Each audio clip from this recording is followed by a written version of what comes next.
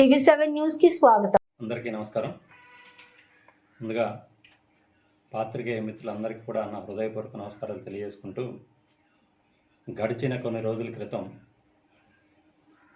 రాష్ట్ర కార్మిక శాఖ మంత్రి గారు శ్రీ వాసంశెట్టి సుభాష్ గారు నాకు నోటీస్ పంపించడం జరిగింది. అంటే లాయర్ నోటీసు. గతంలో నేను చేసిన వ్యాఖ్యలకి దానికి సంబంధించి 8/11/2024 అంటే నవంబర్ 8వ తారీఖున వారు ఒక నోటీస్ పంపించడం జరిగింది. దానికి సంబంధించిన వివరాలు ఇవ్వమని.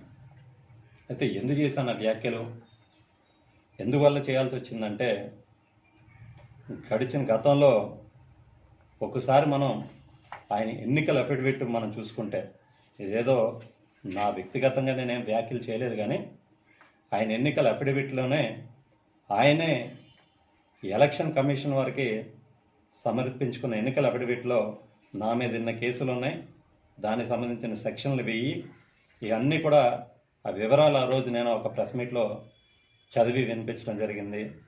దానికి సంబంధించి ఆ నోటీస్ ఇవ్వడం, ఆ నోటీస్కి రిప్లై 13/11/2024 అంటే అదే నెల 13వ తారీఖునే నేను వారికి రిప్లై ఇవ్వడం జరిగింది.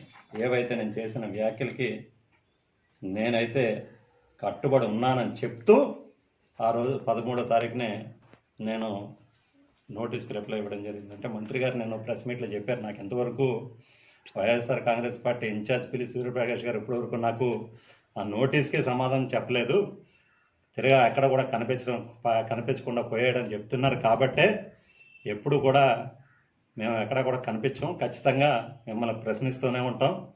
అదేవిధంగా ఈ మధ్యకాలంలో అనేక రకాలుగా ప్రెస్ మీట్లు చూస్తూనే ఉన్నాం.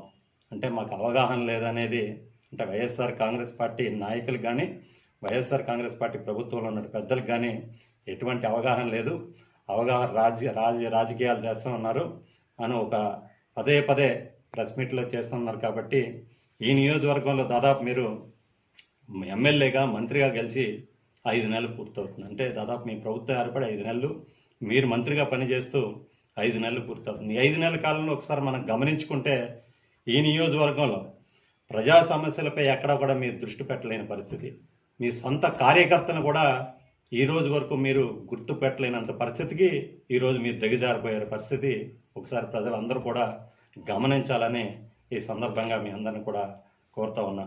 అదేవిధంగా ఈ ప్రబుద్ధుడు కృష్ణా జిల్లా ఇన్ఛార్జ్ మంత్రి గారు మన కార్మిక శాఖ మంత్రి గారు కృష్ణా జిల్లా ఇన్ఛార్జ్, కృష్ణా జిల్లా సమీక్ష సమావేశంలో గౌరవ కలెక్టర్ గారిని పట్టుకుని తహసీల్దార్ అంటూ, జాయింట్ కలెక్టర్ గారిని పట్టుకుని డిప్యూటీ తహసీల్దార్ అని సంబోధించిన మంత్రి మన మంత్రి గారు. మరి ఆయన మంత్రి గారికి ఆయనకు అవగాహన ఉందా, మాకు అవగాహన ఉందా అని మంత్రి గారు ఆలోచించుకోవాలని ఈ సందర్భంగా కోరుతూ ఉన్నాం.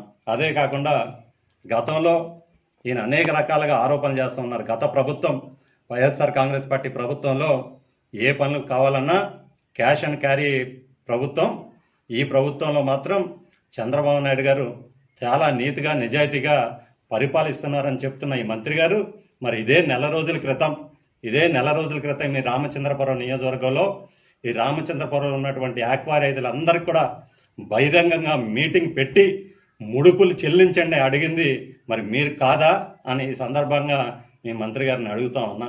అదే కాకుండా ఈ మంత్రి గారి వ్యవహార శైలి చూస్తూ ఉంటే మేమేమి చెప్పట్లేదు, మీ ప్రభుత్వంలోని పెద్దలే, సాక్షాత్ మీ ముఖ్యమంత్రి గారే మిమ్మల్ని ఏ విధంగా అక్షింతలు వేశారో ఈ 10 రోజుల క్రితమే అనేక రకాలుగా మా మాధ్యమాల్లో చూస్తూ వచ్చాం.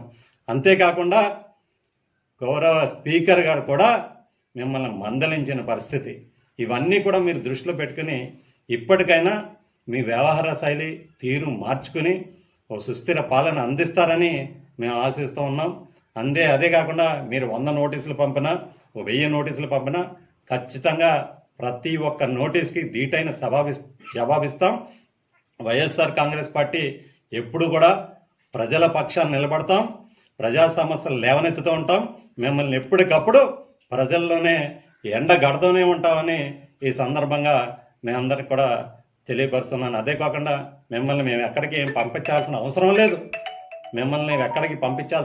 లేదు, మిమ్మల్ని శంకరగిరి మాన్యాలు పట్టించే పరిస్థితి మీ ప్రభుత్వమైన పెద్దలే త్వరలోనే మీకు చేయబోతున్నారు. ఎప్పటికైనా తెలుసుకుని ఖచ్చితంగా ప్రజలకి ఏవైతే సమస్యలు ఉన్నాయో అవి వాటిపై దృష్టి పెడితే కొంతకాలం నడుస్తుంది తప్ప ఖచ్చితంగా ఆ రోజు రాకనే వస్తుంది. ఆ దృష్టిలో పెట్టుకుని మీ ప్రభుత్వ పాలన సక్రమంగా చేస్తారని ఈ సందర్భంగా మీ అందరు కూడా ఆశిస్తా ఉన్నా. Thank you.